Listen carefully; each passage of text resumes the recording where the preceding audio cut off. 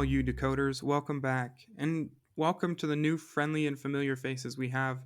I know we've gotten some more listeners and some more likes, and so we really appreciate it.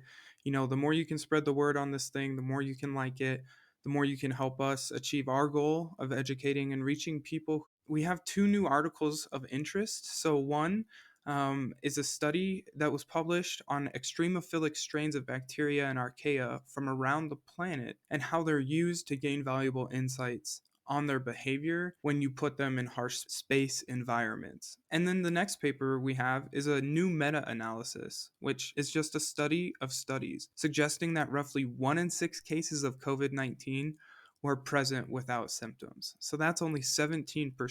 So if you guys are interested in why this was done, how this was done, where did they get their data, go to our website and check out those articles. They're very interesting and they're very well written.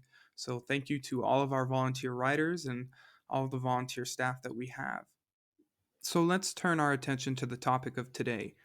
So we're actually going to be talking about something that's a little more controversial, which is climate change and climate change projections. So we're going to dive a little deeper into how climate change projections are created, and particularly in Dr. Adrienne Wooten's recent publication, how statistics can best be applied to these models as we attempt to get more accurate pictures of our climate. Climate projections took on a new level of importance in the United States after the Global Change Research Act became law in 1990. This required that a public report on the state of climate in the United States and projections of the climate would be made every 4 years. Climate models are physically based representations of the climate, and these models typically produce climate projections, or simulations of the climate in the future, and they do it for the entire globe. These climate models project how the climate will respond to different scenarios of emissions of greenhouse gases, from human activities and societal growth and development to anything else that you can really put in these simulations. The global climate models are intense computer programs which provide simulations of the global climate. Not surprisingly, these require supercomputing facilities to produce projections that cover the globe. However, because of these enormous computational requirements, global climate model simulations don't typically simulate the fine details of what's going on in the region. Sometimes these regional climate models can be quite complex, which can cause changes in their climate to be quite dramatic for a number of reasons. And when we come back, we'll be talking with Dr. Adrienne Wootten about her climate science paper and what that has to say about climate modeling and the error that we might think is happening inside current climate projections.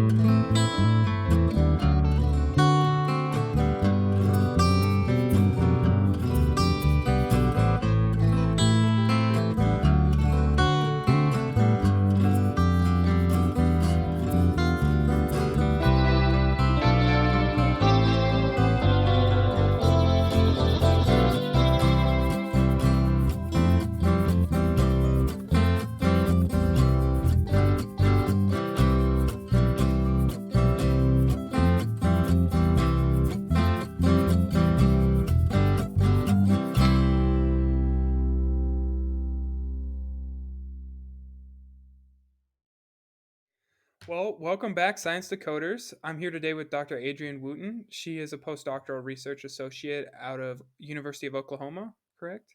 Yes. Yep.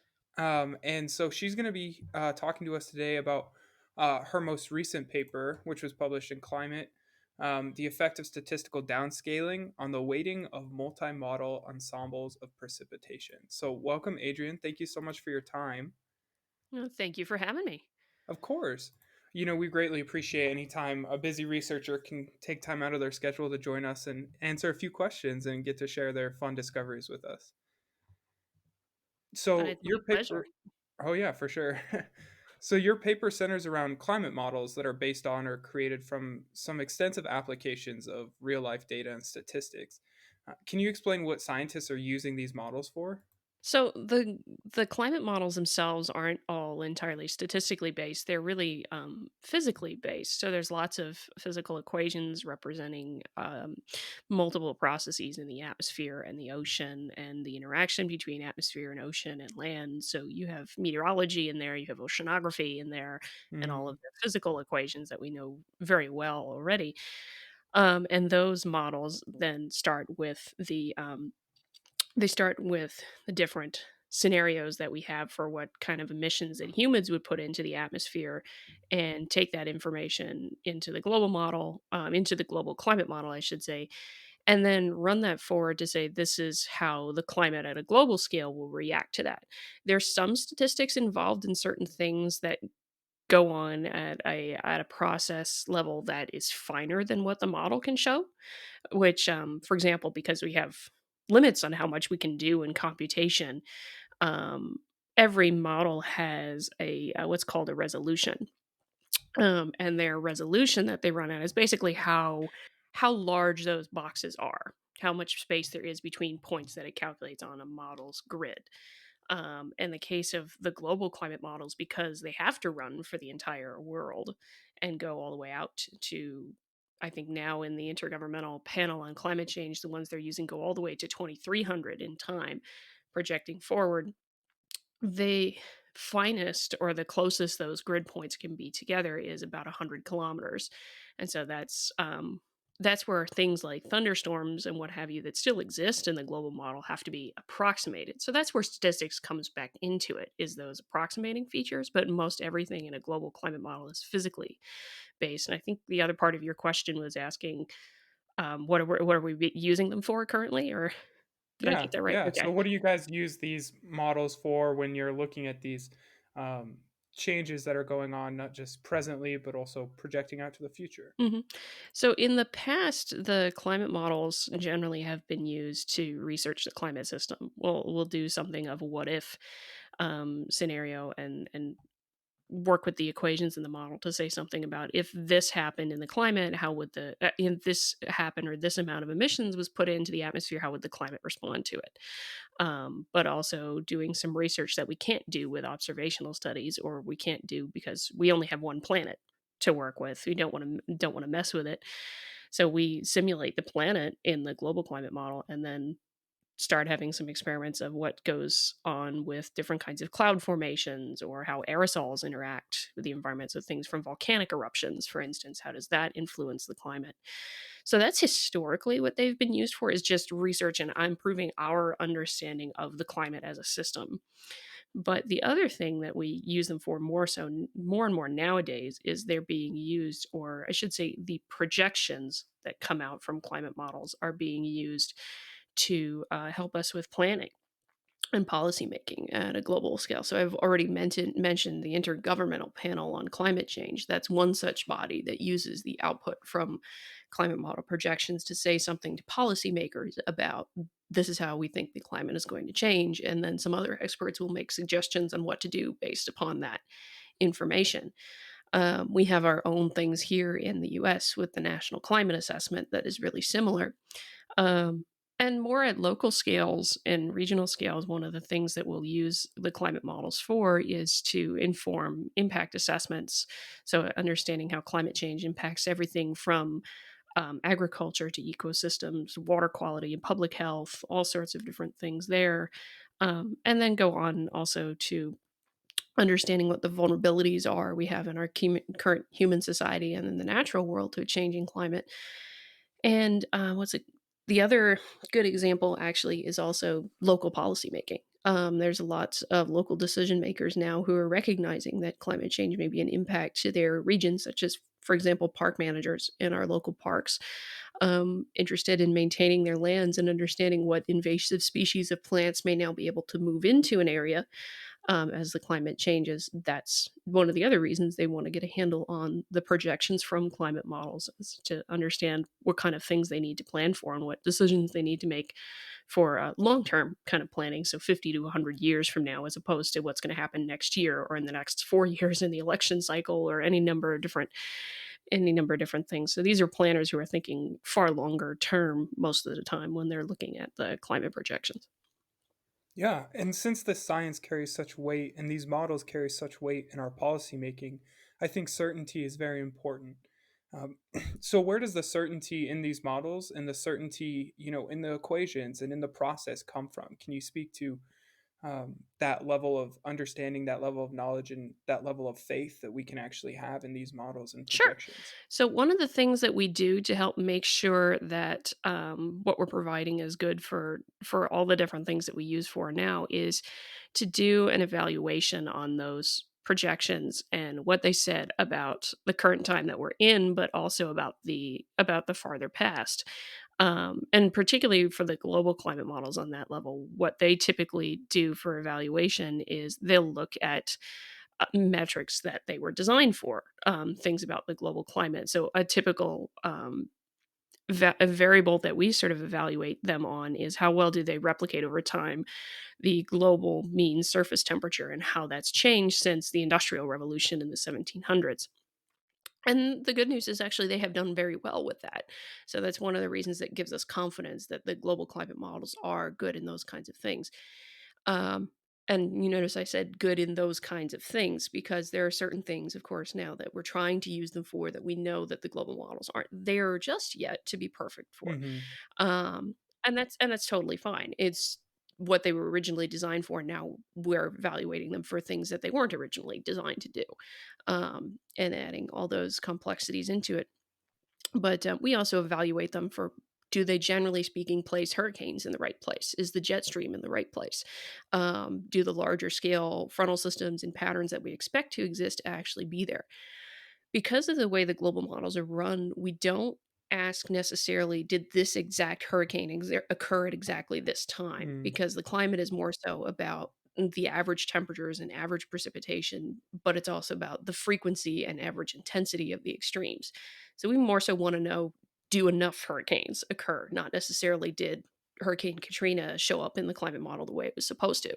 That's more the domain of weather forecast modeling where you're trying to get exact events perfectly right, Hmm. um, and these kinds of things. So, yeah, we do a lot of that. So there's the historical side of things, but and also in my work, we don't ignore the uncertainty that exists. There is uncertainty in the climate projections and in climate modeling, and that's okay for us on our side. We don't have a problem talking about it. Uncertainty in a communications literature on the general public side is typically viewed as a negative, which I can understand that people people want certainty, but we accept it because the global models and the climate all have the same the global climate models, I should say, all have the same fundamental physics of the climate in them, conservation of mass and momentum and energy, all those kinds of things that you learn in your basics in physics. They're all there in the global climate models, and all the basic fundamental equations are exactly the same between them. But because this is still an active area of research at the same time as we're trying to make policy and decisions about it, there are things that we don't completely understand yet. And so there's about 4 dozen different global climate models right now. There's a tremendous number of them from different modeling centers from across the world. But the reason there are so many is because there are the components of the climate that we don't completely understand yet. Mm. And because of that, we don't have the exact same equations between them. And so there's different models there to represent the different possible theories for why certain parts of the climate functions the way it does. And that's the reason we end up with those different global models. And that can lead us then to the spaghetti plots that you sometimes see with projections of the future climate, because we want to capture that aspect of our uncertainty and actually translate that to a decision maker. One of the things we find is that decision makers are very capable of handling uncertainty. Mhm. You just got to let them know that it's there and why it's there. So we often don't ignore that. We help package it up there and say this is, you know, when we're talking about a mean projected change, for instance, we could also then say something from the whole collection of models and projections that we have about what's the extreme possible change and what's the best case. Not the best case. It's not the best scenario, but the lowest possible change that could occur. Mhm. And that gives a decision maker a range to plan for. We often, at least when I provide projections, we tend to frown on the idea of just going with one thing, because if you're going with one thing and planning for that and you end up with something worse, well, that's going to be a problem down the road for somebody who is a planner. So that's one of the things we tend to avoid. But we try to make sure that people actually make use of the uncertainty, not that they ignore it necessarily. We have confidence in how good they are because of how well they represent the past, but we don't necessarily know how everything is exactly going to unfold in the future, which is part of the thing we have with the different theories for parts of the climate system we don't fully understand yet. This is why we have so many different global climate models and ways of looking at these things. We want to capture the uncertainty we have as scientists and translate that to somebody else who is going to be making use of it so they can plan for a range of options, not just this exact thing right here. Within a range of confidence, I can understand for some things there's way too much uncertainty and somebody's going to just throw up their hands and not want to deal with it. Mhm. And that's totally fair too. We acknowledge that. But we try to make sure people incorporate the uncertainty in their planning and decision making, and when they do impact assessments, also. So, a good example of that is I will often provide projections for a hydrologist, for instance, and they will take the precipitation and temperature information and run that in a hydrology model and then say something about what's the stream flow going to be, like of this particular river or the quality of the water in the river. And the reason that becomes important then to have them translate all of that is you're adding another modeling process on top of a modeling process. You have to make sure the uncertainty from one translates all the way through in the other. And so we make sure they try and use um, at least a representative sample of all the projections that are there. But we, of course, try to prefer that we try to get them to use all of it, but that's not necessarily feasible. It's a huge amount of data to work Mhm. with. Yeah, I can imagine. So in the previous question, you had mentioned that climate models should be used for specific things, and in some ways nowadays they're being used outside of the designated go zone, I guess you could say. Can you give us maybe a little bit of a frame of reference for what you believe these climate models can be and should be accurately used for, as opposed to maybe some of the things that they shouldn't be used for that they are being used for now? They can be used for a lot of different things. I don't wanna say that they can't be used for doing, assessments and looking at impact assessments and what have you, because they have been used very feasibly for that. But for example, if somebody's wanting to say that, 50 years from now, we're on this day 50 years from now, we're going to have this snowstorm or this hurricane that comes in and wipes out everything. That's not what that climate model is designed to do. It's designed to replicate the climate, and you can pull from a climate model what's going to happen on this day 50 years from now, but it's not accurate. I guarantee you that will not be exactly what happens that day 50 years from now. Although it could be not a minuscule, not a not an impossibility, but things like that, using them for saying exact specific events, is not what the global models are designed for. Um, but that said, you can still use the global models in any number of impact assessments so long as you're using something that's representative time-wise of the climate, not something that's representative of what's going on in weather.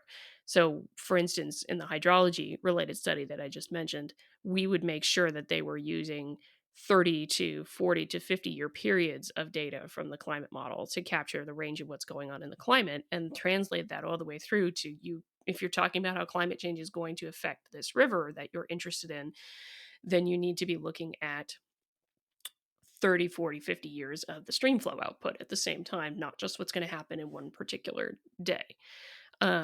Another reason for not using a single year, even from a global climate model, not just a single day, that's another bad application. Somebody using a single year in the climate model, that's a bad application too. And the reason for that is, say you have your 30 years right now that's somewhat representative of current climate, and then you're pulling something from 50 or 60 years in the future. That 1 year in the future could be really warm, could be really cold, could be really wet, could be really dry. But because you're only pulling that 1 year, you don't know how reflective that is of the current climate that that year is in. So it could be much warmer and it could be about normal for what that future climate would look like. But it could also be much hotter than normal. But if you use that one future year to represent what the future climate is going to look like, it gives somebody a wildly inaccurate picture of the climate. Does that help? Because that's a couple of examples of ways things can. Yeah, no, I really appreciated those examples. I thought they were very spot on. So, turning more specifically to your paper, what was the hypothesis that you were looking to study, and what were the variables, and how did you define them? So the global climate models themselves are programming code, essentially. And we take all these physical equations and turn them into a form that computers can use to help us project the changes in the climate. Where it becomes interesting, of course, is we recognize that people are people. We share programming code with each other. And one of the useful things that we can do to help others to see and understand how the climate will change instead of having 40 different things for them to look through is to take an average of those 40. And typically in the past, what the assumption has been is that each of those different global climate models are completely independent from each other. And so you can just equally weight every member and average them together and get something that makes sense. It was discovered in the last 15 or 20 years because of the recognition that people are very human. That I shouldn't say the last 15 or 20 years. It's more like the last 10 years. I apologize. you you might have some editing to do with this one, but in the last 10 years, there was the recognition that, okay, wait, in this global climate model over here, it shares some similar programming code to this other global climate model over here.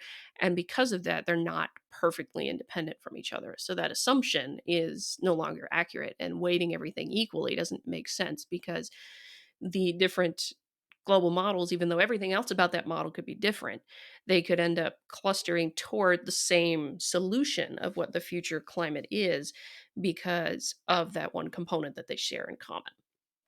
They're not more because they're then at that point not perfectly independent. And the reason this became a concern is we do have a lot of concerns as a climate modeling community that we want to make sure that what we're providing we're confident in, but we don't present overconfidence at the same time. So if it's artificially clustering toward the same solution because they have components that are very similar to each other, then that's a problem. Um, so after that was discovered, the global climate modelers decided we're going to weight everything to try and capture that factor of independence, but also how skillful they are in the historical period at the same time. So that was developed and applied with the global climate models. Where I came into this is that what I actually work with is I don't run global climate models myself. I make use of their output. But what I do is that whole issue of there being the grid of 100 kilometers, for instance, that's a problem when you're getting into local and regional adaptation because, um, say you're in Puerto Rico, for instance, that island is very, very small, but it has some very dynamic changes in the climate over very short distance because of the mountains that run through the middle of the island. Um, so in the space of 50 miles, the precipitation in the region goes from it on an annual basis 30 inches on the southwest side of the island to 170 inches on the northeast side of the island in space of all of 50 miles, and that would be less than 100 kilometers. So if you think about it from the global climate model's perspective, that difference between those two locations isn't there. It's represented in all of one number. That's the average essentially over that whole area. But that's not helpful because the ecology of the island reflects something of the climate at the same time. So in that 170 inches, that's a rainforest, but on the other side of the island where it's 30, it's actually a desert. So it's very different ecologically wise when people are planning, trying to plan using the climate models, having something that doesn't capture that difference doesn't help them. So what I do in my work is I try to translate what the global climate models say about that change to local scales in part. And that's a process that's called downscaling. We basically reintroduce all the effects of things like having complex topography or being really close to shoreline or having different vegetation in short distances can also influence the local climate of what's going on. All those things don't go away in the future, but we still have to represent them alongside of what the global climate models tell us the change is. So that's what I deal with primarily in the modeling side of things is how do we translate all of that large scale change to local scales? So that's a broader part of my research.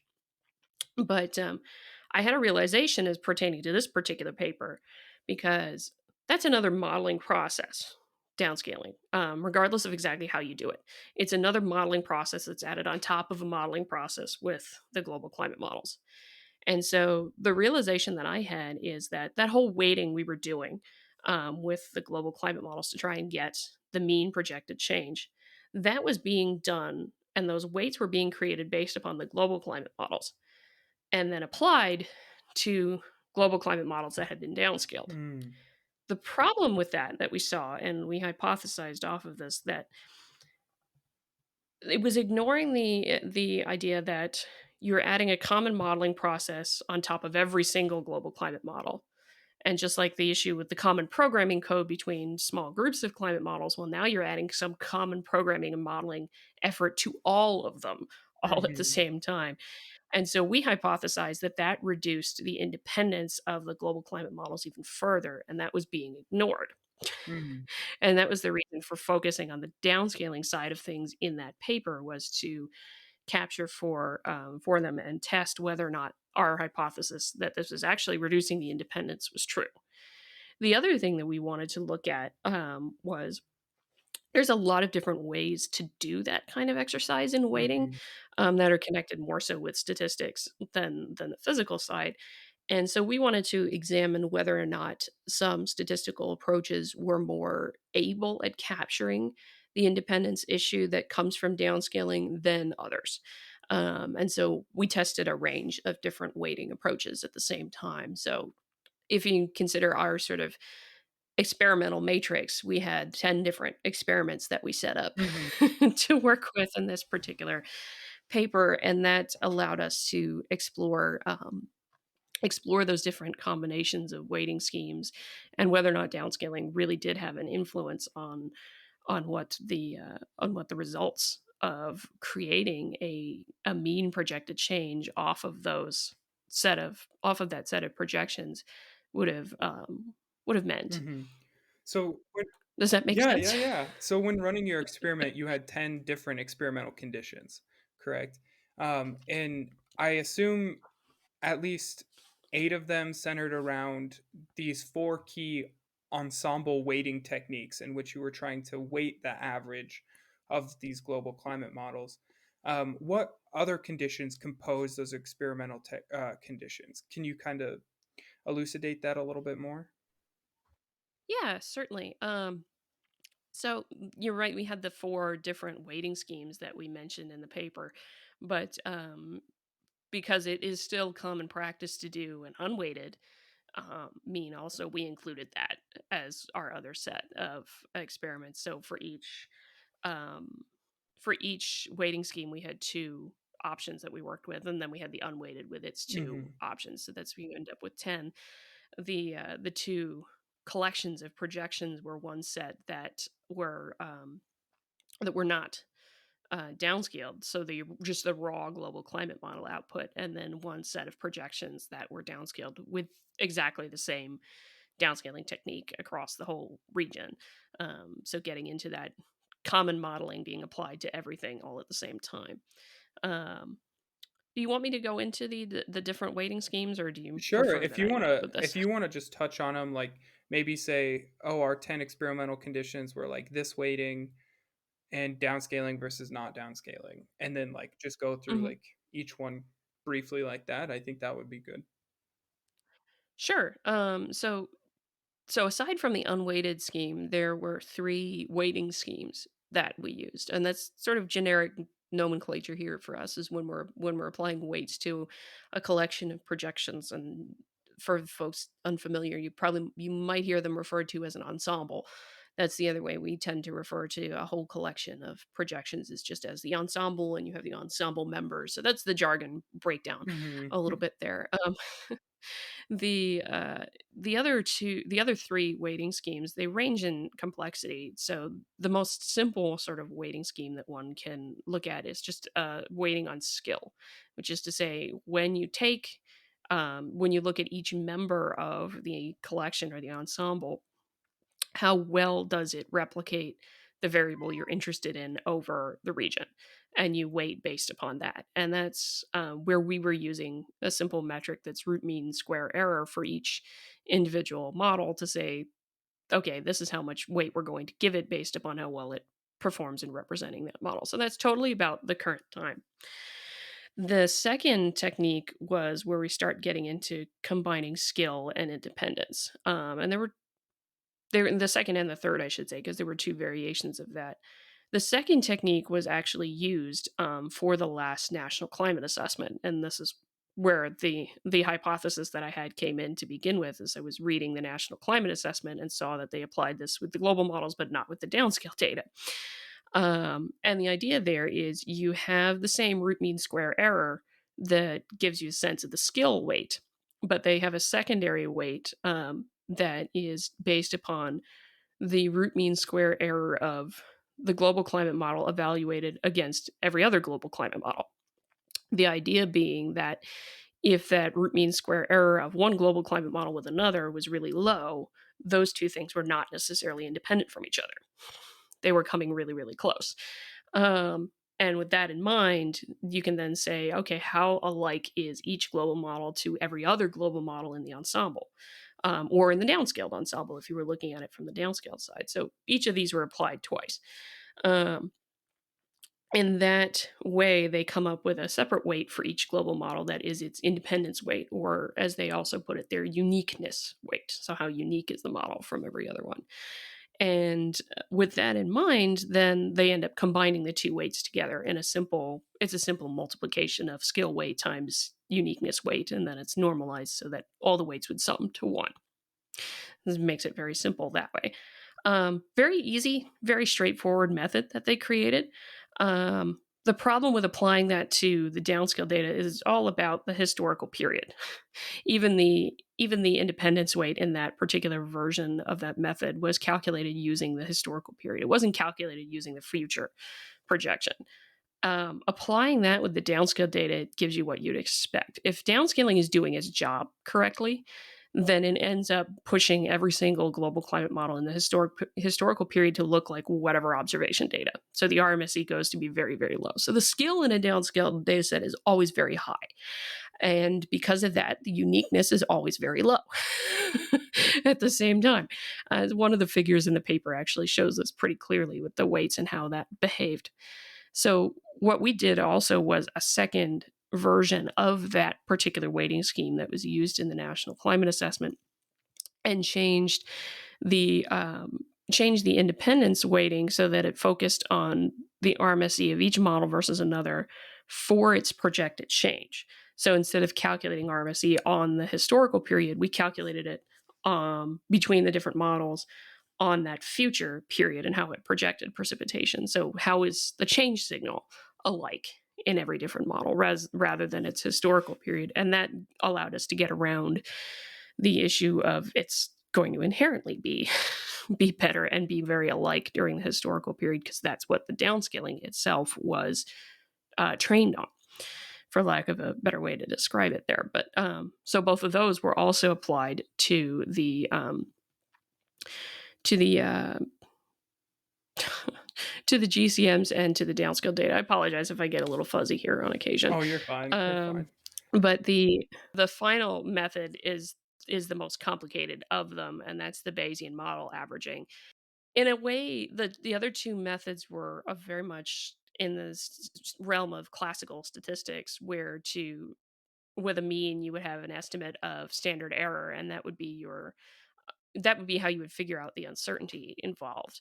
So the classical statistics kind of approach, you can only look at the mean, which is described as the first moment of the distribution. What Bayesian model averaging lets us do is to look at thousands of different variations of that ensemble with different weights applied to each one. And from there, you figure out the best estimate. But it gives you, with all those different thousands of simulations, a much more careful way to look at the whole distribution of what the mean could be. And so, in that sense, you get a much more thorough picture of the uncertainty, and it looks at many more moments of the distribution for that whole collection of projections. And because of that, you get we hypothesized at the time, a much more thorough and in depth view of some of the effects the lack of independence can have that you wouldn't see with a weighting scheme that only looks at the first moment of a distribution, if that makes sense. Bayesian model averaging is an interesting beast, and I can certainly provide some references for your readers who are really interested. But the best way to describe it is it looks at much more than just the first moment of the distribution. It looks at the full moment, a full set of moments in the distribution of the ensemble to try and pick the best weights for the ensemble mean. And because of that, we thought we could get more information about the independence out of it. Mhm. So it sounds like when you were conducting this experiment, you were comparing what the downscaled version of this uh, um, climate model projection was compared to when you didn't downscale it. And if you got the same picture out, you could say that the downscaling was as good as the weighted one. Or if you got a completely different picture or saw a large difference in the error between the ensemble weighted picture and your downscaled picture, then you could say, okay, there's something funky going on here with the original projections. Like we're not really getting the independence that we're looking for. That's part of it. I think a better way maybe to describe it is that we recognize that while we were creating all these weights on the global models ensemble, but applying them to everything that was downscaled, we were more so interested in checking whether or not that assumption was reasonable to make. And so we examine carefully how do the weights themselves change when you're using downscaled data versus not downscaled data. But you also then a couple of figures in the paper is like, well, okay, that's fine, but if you still end up with about the same projected change in the mean that comes, that's one of the figures at the end of the paper, then it doesn't necessarily matter whether or not you're doing downscaling. The weights would not really have all that much of an effect. And what was interesting in finding with that was more so that things that were sort of single moment, the first three weighting techniques and not the Bayesian, um, it really almost doesn't matter because the image at the end of the paper shows that the projected change ends up being about the same across the region, the mean projected change. But when you use the Bayesian model averaging, you can see that the weights are both dramatically different between downscaled and not, but also at the same time, the projected change as a result of that can look very different. Or I should say the mean projected change. I keep meaning to say that. I apologize. The mean projected change across the region can be very different in a BMA that is using downscale data versus not. So that's the sort of complicating factor of it is which weighting scheme are you using. But we did end up generally recommending that folks wanting to do the weighting should consider doing the weighting on the downscale data if that's the ultimate data that they're going to be using at the end, not the global model data. Hmm. So, what are some of the limitations when applying this study to research?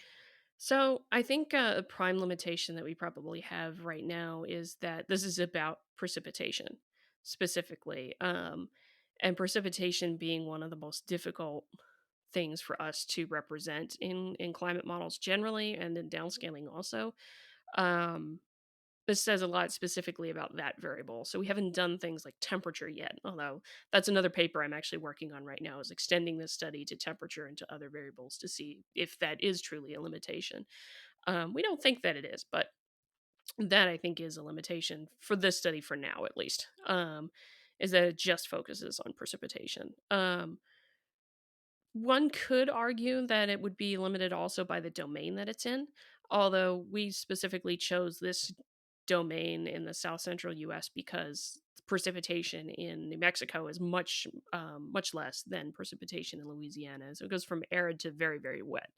So we were trying to account for a wide range of uh, climatological regimes, so that we wouldn't necessarily be limited by that and you could apply it elsewhere. But one could argue that for some regions outside of the US, this wouldn't necessarily be applicable without testing it for sure.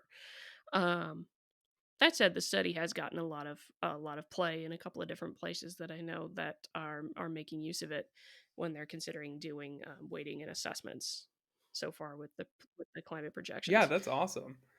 Are there any competing interpretations of your data that you've heard as scientists have begun to digest and read it and look at your figures? To a degree, yes.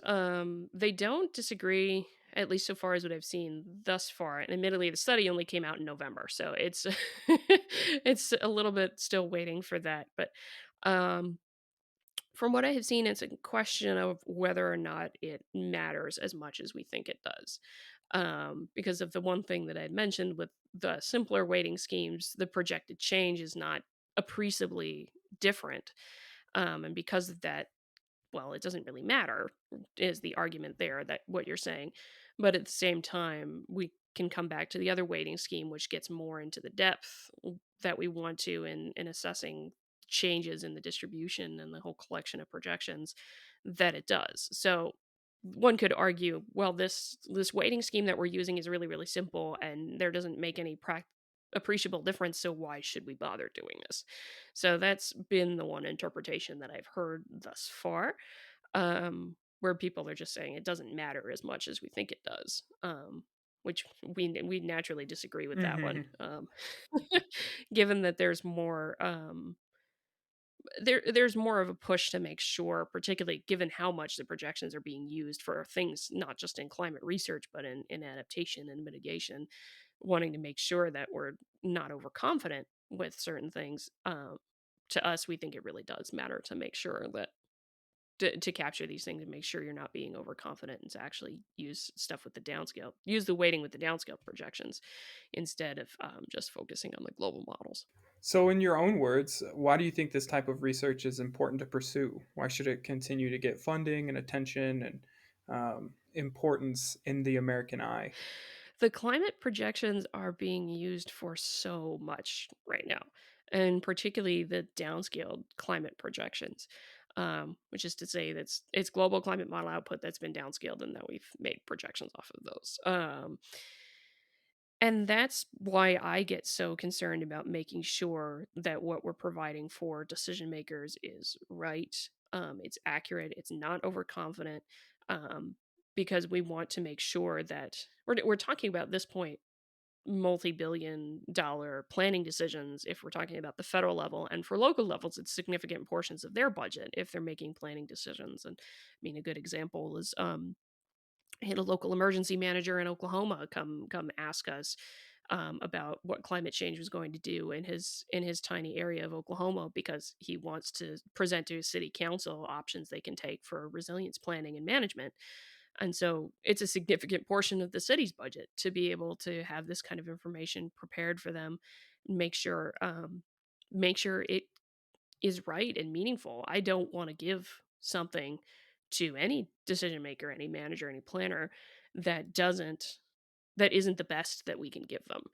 And this so making sure we can overcome those barriers of overconfidence, but also keeping things very skillful gives a lot of decision makers and planners and impact assessment folks a lot more confidence in using it themselves to make to do their assessment impacts and vulnerability assessments and also whatever planning decisions they want to make. And that's a lot more confidence that they can share with their in some cases their constituents, and also some cases it's also just their higher ups in representation, if you will. So some managers have to present their work to their local city councils, for instance, or to state officials.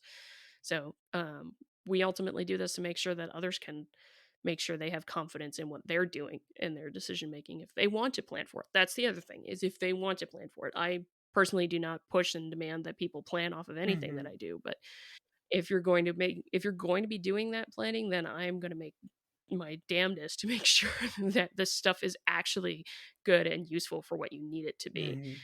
Um, and alongside of just making sure we're actually representing the climate itself to the best of our capability, for ourselves as scientists, also in whatever discoveries that we can find in the future off of climate modeling. Absolutely. I think we definitely owe our best work to the public, and especially since on a lot of stuff like this, it's publicly funded grant money that we're receiving. Well, you've Hmm. passed the hard part of the interview. Now comes the next two easiest questions. Okay, I promise. So, as a postdoctoral researcher in climate science, what do you spend most of your time doing? What's your job like? If you had to explain it to a group of high schoolers or college students who are interested in going into this field, what would you say? Ah, goodness, that's a good question, actually. So a lot of what I do on a day-to-day sort of basis involves serious analysis and programming. So most of the time I'm in front of a computer for a fair part of the day doing analysis and number crunching and getting into data. So if you're really into math and statistics and science and computer programming, then climate is a great way to go right now, and getting into climate modeling and analysis is a certainly a wonderful way to go.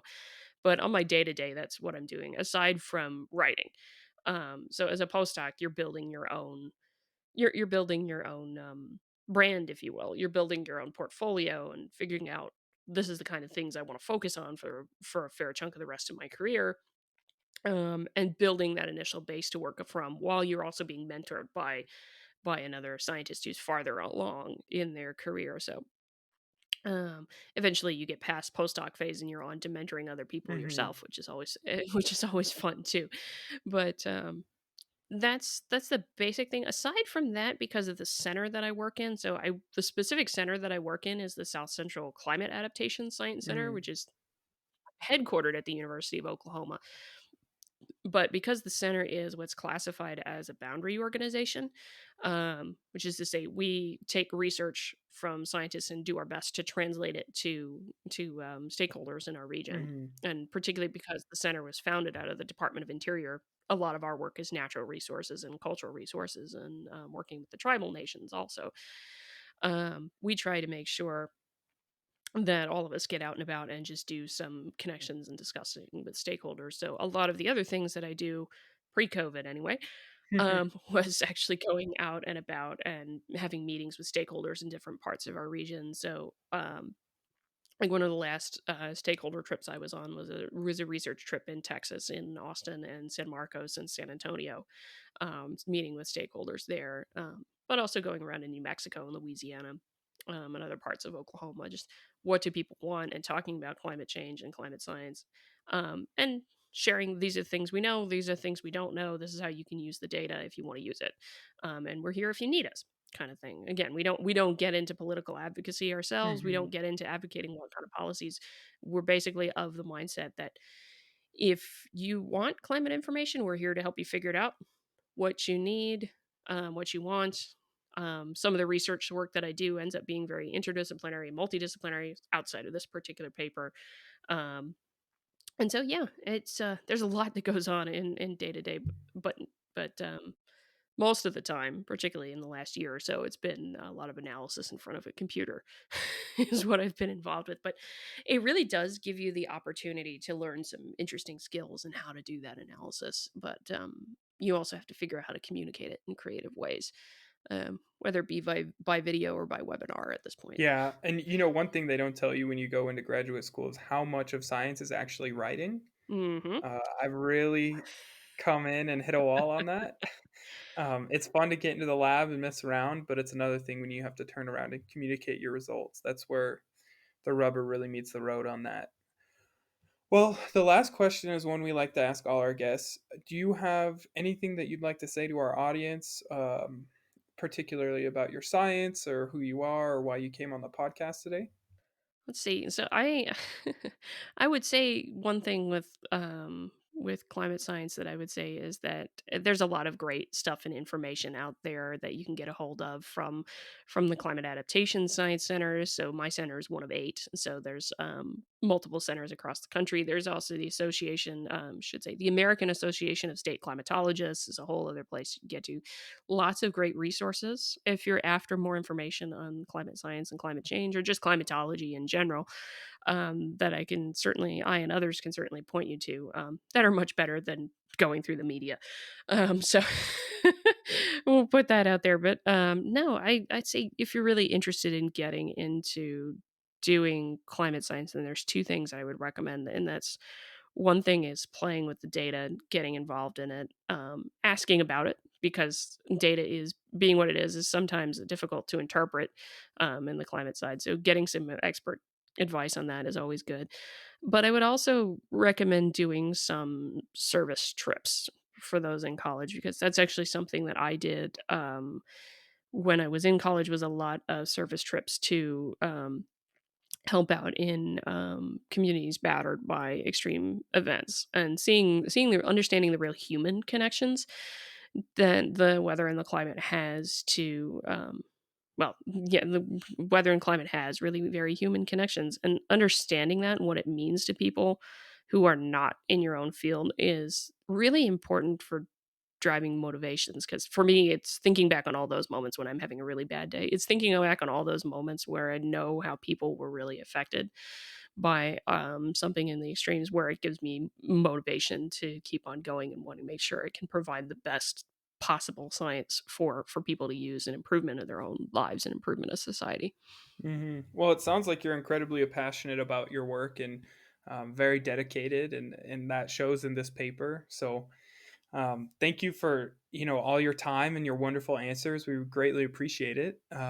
We'd love to have you back on again. So keep us updated on if any new publications you come up with. Sure, I would be glad to. Thank you so much for having me. Of course. Hi, Gina here. Thanks for listening to Science Decoded. We want to thank our host with the most, Justin Dingman, as well as our behind-the-scenes team members, Osama Ilian and Garrett Campion. Our channel artwork was designed by Tammy Whitsons, and our theme song was written and recorded by Graham Albright. We'd also like to thank our Patreon and local supporters. Without all of you, we couldn't do what we do.